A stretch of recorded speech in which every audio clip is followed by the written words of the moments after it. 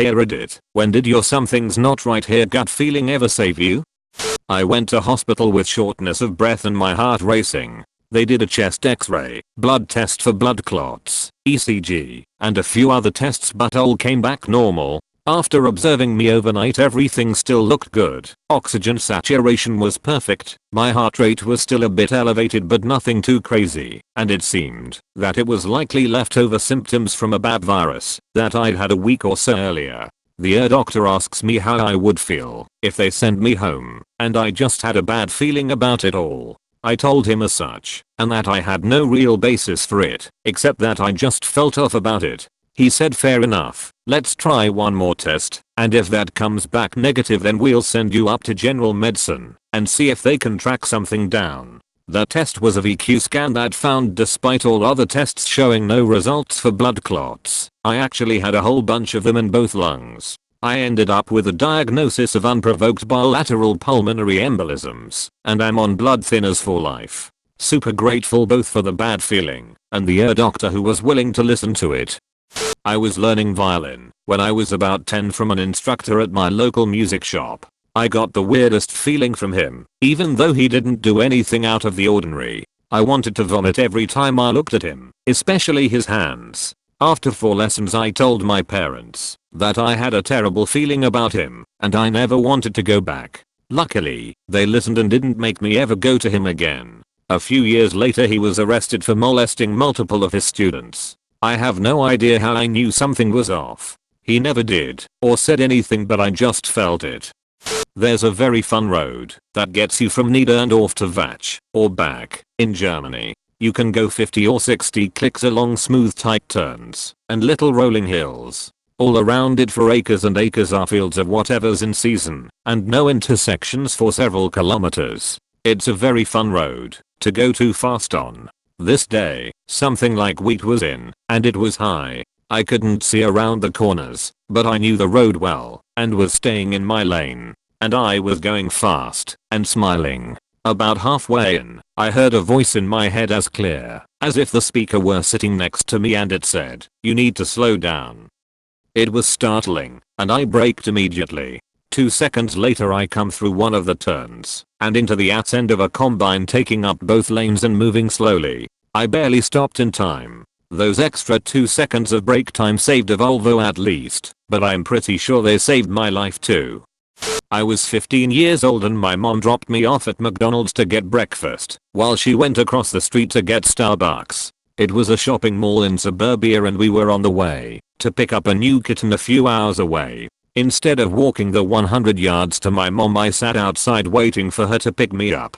Teenagers I guess. As I'm standing there a guy in an old station wagon with 2 kids in the back starts talking to me. He asks me where I'm going, and I say whatever town it was. He says he's going there too with his kids, and asks if I want to come. I tell him no, that my mom is across the street, and he comes closer. My gut is saying something is off. So I see a random woman walk out of Starbucks, and I point to her and say that's my mom right there. He freaked out and left really quick.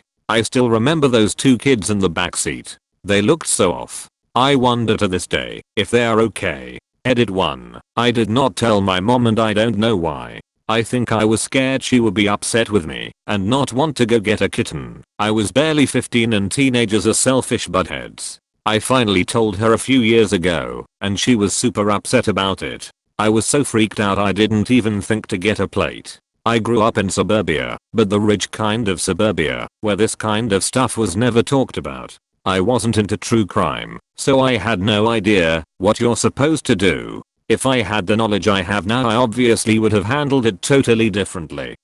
I went out with my best friend on New Year's last year and were having drinks with her friends when I realized I was out of cigarettes. I left for a few minutes to walk over and grab a pack and ended up talking to a homeless guy for a while, and when I went over to the entrance of the bar she was outside and said something mean to me for no reason and walked off. I was confused, so I decided it would be good if I took a walk to let her cool off and then figure out what she was upset about. I was going to walk down the street for a bit but something told me to turn left, walking behind the bar and then turning to the side of the bar when I see a girl laying down on the sidewalk and people walking by her. As I'm walking over to help, I realize it's my friend and she's not very conscious. She was probably drugged while I was getting smokes, and who knows what would have happened if I hadn't decided to go that way. Scares the shit out of me. Forgot one. About 10 years ago, working security at a site about 50 miles from home, got off shift at midnight and didn't bother to change out of uniform because I was only going to stop for gas. 2 stations in the town I was working in were open after midnight, but it slipped my mind as I drove past the first one. Pulled into the other, same brand, same gas price, same sort of dump entirely, and just didn't like something about it. Nobody else around, but Clark, that I could see, but I decided to go back to the other one. Topped off and headed back out of town. I get close to that station again. 3 city cop cars, 2 deputies and a state trooper are outside blocking the road with guns drawn. Turns out a city cop walked in on a robbery. Dude put a bullet in his vest, and the store owner knocked the robber out cold with a bat before the cop could recover enough to get his gun out. That would have been me, in a uniform with a nice shiny badge, but no body armor. So, it technically didn't save me. It would have. Anyway, a couple months after my 10th birthday we went on family vacation to visit my dad's side of the family. They lived a state away. My mom was about 6 months pregnant with my only baby brother at the time. We got to our hotel at about 2 o'clock, and by 3 o'clock we decided we wanted to make the most of the day and go to the aquarium. I got fully dressed and ready to go, and suddenly I was hit with this crippling feeling of dread. At that age I'd never experienced anything like it. Pure anxiety. But I just fucking knew if we waited 5 minutes I would be fine. I tried telling my mom this, and she was having none of it. I even tried to just stall her by begging. Nope. Got dragged, not literally lol, out of the hotel, and into the car. We pull out of the parking lot, and get T-boned so hard we do a 180 into oncoming traffic. As soon as we all realized we were okay I was like, yep, there it is. I've never let either of them forget it either lol. Not me, but my mother, saved my grandfather's life when he had a stroke in his chair in their living room. We had all started to walk around the development when my mother, after about 50 to 75 meters from the house said, I'm going to go back and check on dad.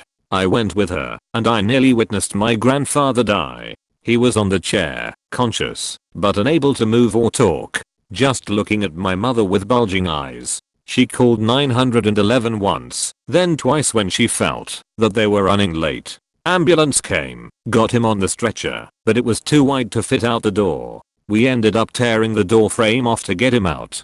Because he was conscious, he actually remembers the ride to the hospital. He told us later that he heard the driver or someone say, there is not a chance that this guy lives. That was when I was around 5 to 6 years old. He is still alive to this day, more than a decade later. At my mother's funeral, part of his speech was about how, without my mother, he would not have been able to spend time with her during her final years of life. And for that, he is eternally grateful. I don't know if it saved me, but years ago my so at the time had a coworker that kept inviting us out to drink. I had never met the guy and was wondering why he seemed so eager to meet me, especially since I wasn't even old enough to drink at the time.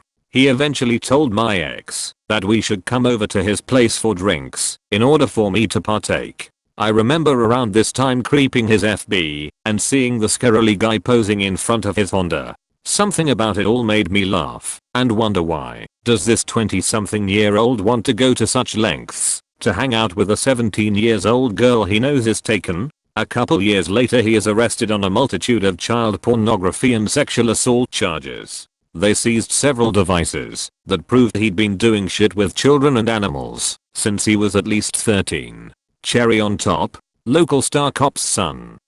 I was driving, and it started to snow. I noticed that I was going a bit fast and strongly sensed I should slow down. I did, and a couple seconds later I came up around a bend with the road suddenly being covered in ice. I started to fishtail while sliding directly towards 2 people standing outside their car. They had wrecked in the same manner that I was about to do and were standing outside their car with me heading straight for them. I quickly thought of my options and ended up doing a hard right straight into the highway barrier. I slid nearly 100 plus feet dragging the front of my car to slow it down. Because I had decided to slow down, I was able to give the two guys enough time to get out of the way before I slammed into their cars. Even though I totaled my car, which was sad, I did not end up killing two people that night. The police did not end up ticketing anyone thankfully, and they finally sanded the road after we had all wrecked lol. Snow while driving still scares me to this day.